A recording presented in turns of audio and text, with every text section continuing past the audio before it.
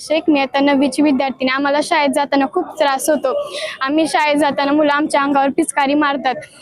आम्ही शाळेत जाताना मुलं आमचा पिछा करतात आणि शिट्या देखील मारतात. आम्ही एकटा असलं तर आम्हाला गाडी थांबून काय पण विचारतात आणि मेसेज देखील पाठवतात. पोलीस सांगितलं तुम्ही गावकऱ्याला शाळेला सांगितलं का हे सगळं? हो, सांगितलेलं. मग काय होतं त्याच्यात? ते लक्ष देतात का नाही त्याकडे? देते. कोण आहे ते त्रास देणारे? खूप 10-12 मुलं आहेत अशी. कोणची किती एवढी? कोणची मुलं सांग जरा सविस्तर. मुलांची नाव मी नाही सांगत. मुलं आहेत असे छेडछाड करणारे असे. काय त्रास देते जरा सांग की काय? जाताना अशी मुली दिसल्या की स्पीड वाढवणार, असं अंगावर थुकणार. आणि पोलीस यायच्या टायमिंगला ती मुलांना माहित आहे, पोलीस यायच्या टायमिंगला त्यांचा टाइम ती माहित आहे म्हणून ती कोणतरी थांबतंय, त्यांना सांगतंय मुलं पोलीस यायला लागलीत म्हणून ती तिथनं फरार होते. भीती वाटते का तुम्हाला? हा, बरोबर आहे. आज 31 तारीख आणि आम्ही या ठिकाणी SP ऑफिसला आलेलो आहोत. आम्ही टोटल आळणी गाव ही प्रथम माझं नाव सुचवू शकतो, ज्ञानेश्वर जयदेववीर. मी आळणी गावचा नागरिक असून या ठिकाणी आळणी गावामध्ये एक धतिंग म्हणा किंवा एक असे गुंडगिरी प्रवृत्तीचे लोक आहेत की त्यांचे एक टोळी आहे, 15 ते 20 लोकांची टोळी आहे. त्या टोळीमार्फत गांजा तस्करी, ज्या पद्धतीनं अजून गुटखा तस्करी, ज्या पद्धतीनं अजून वेगवेगळे रॉबेरी, हॉटेल जी चालक आहे जेवढे त्या हॉटेल चालकाकडे जाऊन त्या हॉटेल चालकाकडे जेवण करून बिल मारल्यानंतर त्याला अमानुषपणे मारहाण केली जाते. परवा दिवशी आमच्या गावामध्ये एक किस्सा झाला की मुलीला छेडछाड करण्यात आली. त्या मुलीला छेडछाड केल्यानंतर त्या मुलीच्या भावानं प्रत्युत्तर म्हणून विचारलं की तू अशा पद्धतीनं माझ्या बहिणीला तू छेडलं का, असं म्हणल्यानंतर त्याला अमानुषपणे मारहाण करण्यात आली. त्याला मारहाण केल्यानंतर तो मुलगा घरी पळून गेला. घरी पळून गेल्यानंतर त्याच्या आजीला, त्याच्या वडिलाला कत्तीनं, कोयतानं आणि काठीनं, रॉडनं बेदम मारहाण करण्यात आली. असं झाल्यानंतर आळणी गावचे सरपंच प्रमुख काकावीर यांनी स्वतःची गाडी घेऊन रक्ताच्या थोड्यात पडलेल्या ह्या 3 व्यक्तीला त्या गाडीमध्ये घेतलं गेलं आणि शासकीय रुग्णालय धाराशिव या ठिकाणी उपचारासाठी आणत होतो. आणत असताना ती गाडी आडून, ती गाडी फोडून त्या गाडीचा ड्रायव्हर आणि ते जे रक्तात हलवत पडलेले व्यक्ती होते त्यांना डबल मारहाण करण्यात आली. आणि वारंवार सांगितलं जातंय की पोलीस प्रशासन माझं काहीही करू शकत नाही. ह्याच्या आधी माझ्यावर 10 गुन्हे दाखल आहेत. माझे पूर्ण पोलिसासोबत लागे बांधे आहेत, माझे हप्ते बांधलेले आहेत, माझे कुणीही काही वाकडं करू शकत नाही, अशा पद्धतीनं बोललं जातंय. आम्ही रोड रोमियोबद्दल तक्रार दिली. 2-3 वेळेस पोलीस डिपार्टमेंटनं चक्रा मारल्या. त्याच्यावर कसल्याही प्रकारची आम्हाला लेखी पद्धतीनं कारवाई झालेली आम्हाला कुठून आलेलं नाही. अवैधरित्या दारू त्या ठिकाणी विकली जाते. एक सांगायचंय, शाहू फुले आंबेडकर, छत्रपती शिवाजी महाराज, छत्रपती संभाजी महाराज ह्या महाराष्ट्रामध्ये अशा पद्धतीची दादागिरी खपवून घेतली जाईल का? सर्वसामान्य लोक ह्या ठिकाणी आज 500 ते 1000 लोकांचा जो जमाव आहे आळणी गावातला, रीतसर कोणत्याही प्रकारे घोषणा न देता, कसल्याही प्रकारचे बॅनर न घेता, कोणताही जाती धर्मात, सगळ्या जाती धर्मातले लोक आलेले आहेत. आणि एक सांगू इच्छितो, कोणत्याही जातीला आम्ही टार्गेट करत नाहीत.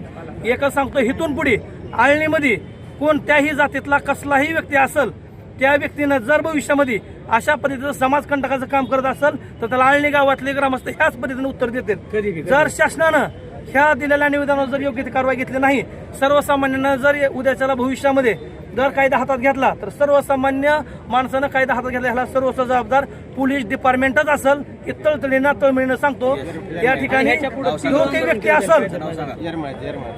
व्यक्ती असेल त्या व्यक्तीवर योग्य ती कारवाई करा. त्याचे जे कोणी लागे माझे जे आहेत ते सगळे खोडून काढा.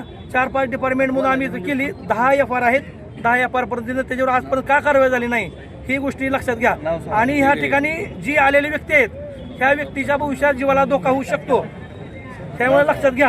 आणि आमच्या आत्मसंरक्षणासाठी आम्ही जर उद्या प्रति हल्ला केला तर ह्याला सर्वस्व जबाबदार ती व्यक्ती असेल, एवढी कळकळीची विनंती. माझं नाव ज्ञानेश्वर जयदेववीर, राहणार आळणी. सर्व समाजाच्या जाती धर्माच्या लोकांना पवन नावाच्या माणसापासून त्रास आहे. त्यामुळं अख्खा गाव या ठिकाणी जमला, प्रत्येक जाती धर्माचे लोक या ठिकाणी जमलेले आहेत. कारण त्या प्रवृत्तीला विरोध आहे. विशिष्ट म्हणून एखाद्या माणसाला विरोध नाही. तो कुठलेही 2 नंबरचे धंदे करतो, पैसे कमवतो आणि लोकांना सांगतो पोलीस आमचं काय करू शकत नाही, आम्ही त्यांना पैसे देतोय, माझ्यावर कुठलाही गुन्हा नोंद होऊ शकत नाही कारण पोलीस माझ्या ताब्यात आहे, असं छाती ठोकपणे सांगतो. कुठलाही गुन्हा करतो. आज परवाच गुटखा काहीतरी 5-25 लाखाचा गुटखा पकडला. त्या गुटख्यामध्ये मेन आरोपीला 5 नंबरचा आरोपी केलेला आहे. ह्याला खत पाणी कोण घालतंय? माझा प्रशासनाला जाब आहे. या विषयाला खत पाणी कोण घालतं? आदरणीय देवेंद्र फडणवीस साहेबाला माझी कळकळीची विनंती आहे, साहेब चुकीच्या प्रवृत्तीला उस्मानाबाद जिल्ह्यामध्ये खत पाणी घातलं जात आहे गृह विभागाकडून.